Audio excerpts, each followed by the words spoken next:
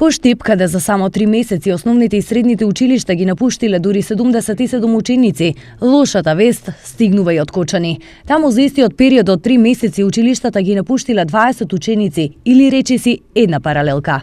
Зошто толку брзо и масовно ни се случува иселувањето?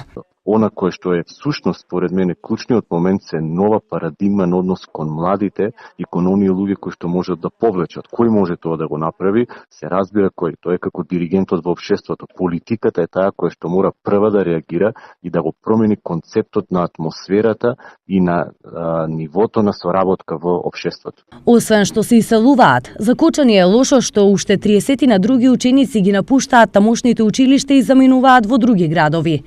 Според професорот и проректор на Штипскиот универзитет, Кире Барбареев, за перспективно, барем да се намали иселувањето, одговорна е државата. Од државата мора да почнат политиките. Сите сме ние одговорни кои што сме во институциите, но пред се стратегијата за брз временски период, во еден краток временски период кој што треба да се направи е државата да направи целосно поинаква реална стратегија за млади луѓе, каде што тие ќе чувствуваат уште во текот на средното образование дека се посакувани да останат во средината и дека ќе бидат препознаени да придонесуваат за најдобар интерес на средината во која што ќе живеат и ќе работат. Освен во училиштата, масовно отпишување на деца има и во градинките во целиот источен регион, а првенствено во Штип, што значи дека бројката е уште поголема и полоша. Наместо досегашните 500, сега веќе бројот на иселени лица годишно од источниот регион е над 600.